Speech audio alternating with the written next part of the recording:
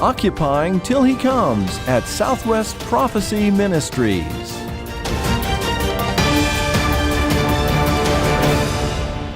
Welcome, friends. This is Dane Rome, your announcer for today's Last Days Beacon program. Thanks for listening, and thanks for joining us. Just a reminder that these programs are supported by your gifts to this ministry. If you would like to contribute to this ongoing faith ministry, simply go to our website to contribute. Our website address is www.swpm.us. You'll find a donate link on the homepage. The website address again is www.swpm.us. Thank you in advance for your prayers and support for this faith ministry. January 22nd marks the 45th anniversary of the infamous Roe v. Wade Supreme Court decision that has led to the murders of approximately 60 million American citizens. Well, because January is Pro-Life Month, we're devoting several podcasts to the subject of abortion in America. Our January gift offer also relates to the subject of abortion. But I'll tell you more about that at the end of the podcast. But for now, let's join Dr. Dave Schnichter for today's program. Thank you, Dane. It was on January 22, 1973, that the Supreme Court of the United States rendered the infamous Roe v. Wade decision that made abortion on demand the law of the land. This decision has led to the murders of approximately 60 million American citizens.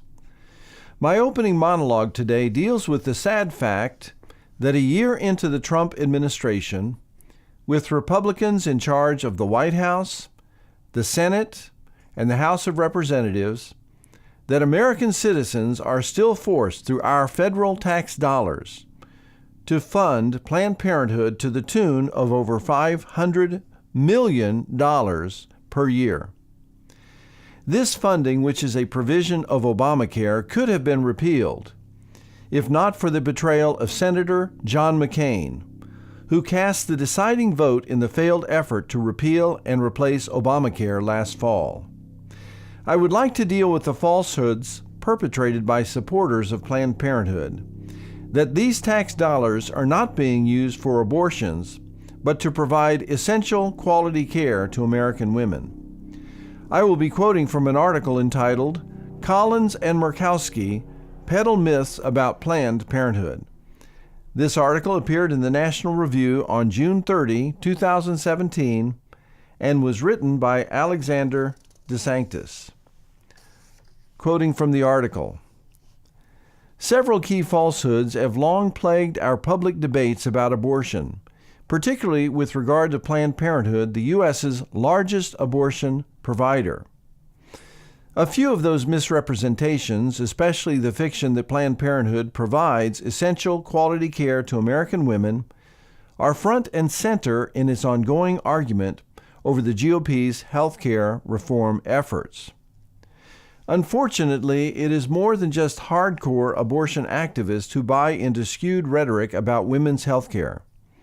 Indeed, a couple of Republican senators have consistently been proponents of such rhetoric, to the extent that they're now willing to go to bat for Planned Parenthood in Congress under cover of the false claim that this group can easily separate its abortion business from its provision of other supposedly essential health care services.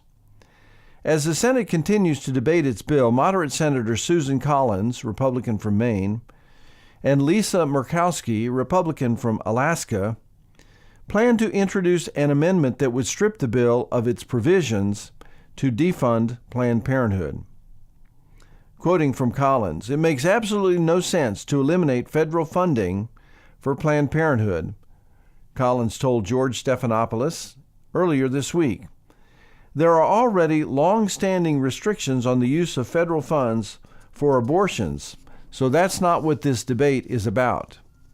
And Planned Parenthood is an important provider of health care services, including family planning and cancer screenings for millions of Americans, particularly women." End of quote. In this attempted defense, Collins peddles two crucial pieces of misinformation, both of which Planned Parenthood's defenders wield continuously in their effort to justify ongoing government and thus taxpayer support for their butchery.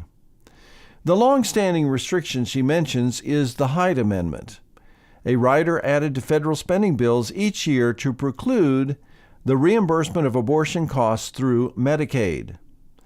Like nearly all abortion supporters, Collins misrepresents this restriction, completely ignoring the inherent fungibility of money. While Planned Parenthood does not receive direct Medicaid reimbursements for the costs of abortion procedures, any money given to Planned Parenthood indirectly finances abortion.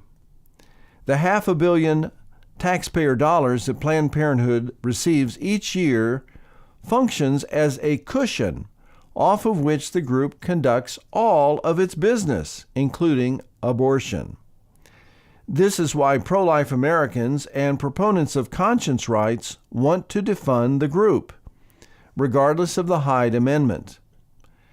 Collins also has bought into the ubiquitous fiction that Planned Parenthood provides a number of crucial healthcare services that women would be unable to receive elsewhere if the group were to lose its government funding.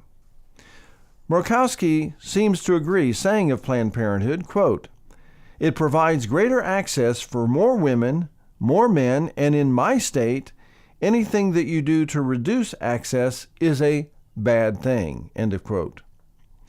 While the group itself, along with its high-profile supporters such as Collins and Murkowski, not to mention the many left-wing politicians and activists who defend Planned Parenthood indiscriminately, maintains that it serves as a primary health care provider for millions of women. The reality is quite different. The vast majority of the group's services are related to reproductive issues, not general health. Of the 9.5 million services Planned Parenthood self-reported for the 2015-2016 fiscal year, not even 40,000 were family practice services. In fact, the group treats significantly more urinary tract infections in a year than it provides general health care services. Planned Parenthood provides less than 1% of the nation's Pap tests and less than 2% of its breast exams and cancer screenings. Despite frequent claims to the contrary, not a single Planned Parenthood clinic has a mammogram machine. And even the reproduction-related services on offer are rather limited. Earlier this year, Live Action team members called 97 Planned Parenthood facilities and found that only 5 provided prenatal care. The majority of the others repeatedly insisted that the organization doesn't provide prenatal care at all because it specializes in abortion, which of course it does. According to Planned Parenthood's last annual report, its cancer screenings, prenatal services, and contraceptive services all dropped significantly from previous years. Meanwhile, its abortion procedures went up by nearly 5,000 to more than 328,000 abortions in 1 year, nearly a third of a million. This group also makes one adoption referral for every 109 abortions performed. In another live-action expose, former Planned Parenthood clinic workers revealed the group's long history of imposing abortion quotas on its clinics nationwide, rewarding those that exceeded the quotas with pizza parties and extra time off.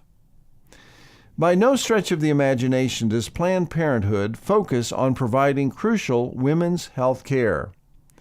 And luckily for those who purport to care so deeply about such services, in addition to defunding Planned Parenthood, the Senate bill, again, which was vetoed by John McCain, this Senate bill would have redirected $422 million from Planned Parenthood to community health centers across the country.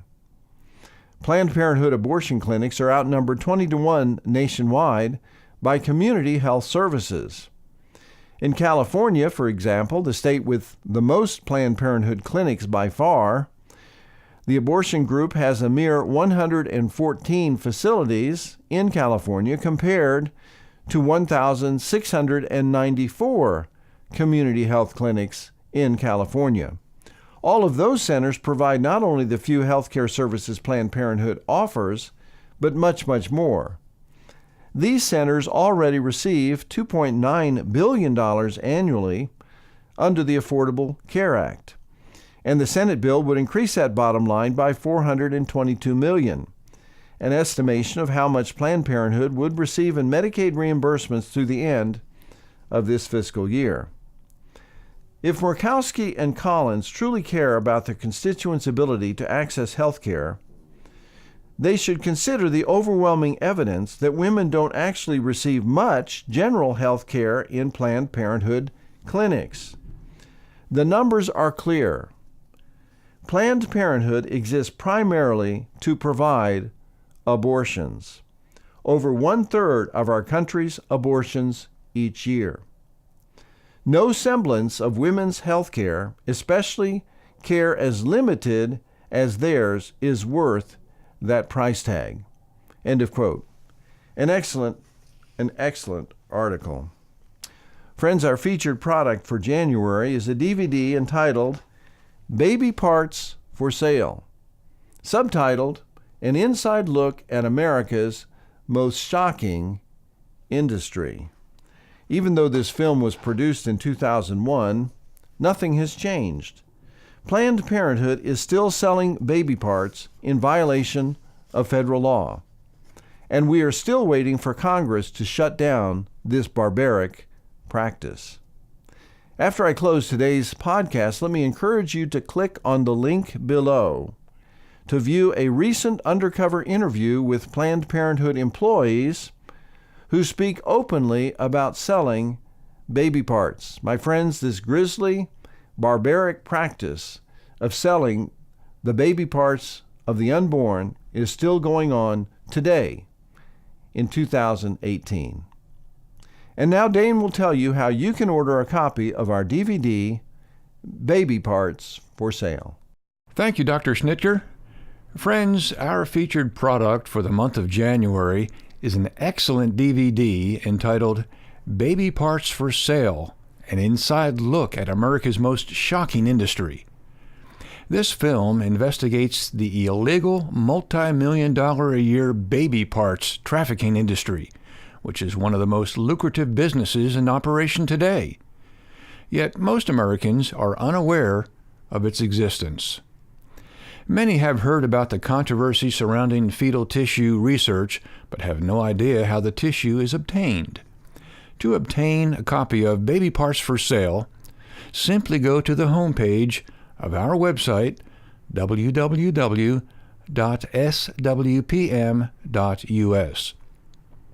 That website address again is www.swpm.us. Simply click on the slider at the top of the homepage for this film, and it'll take you directly to our online bookstore. You may acquire the film, Baby Parts for Sale, for a gift of $15.99 plus shipping and handling. The website address again is www.swpm.us. And please join us next week for another Last Days Beacon program brought to you by Southwest Prophecy Ministries. Until then, this is Dane Rome saying thanks for listening.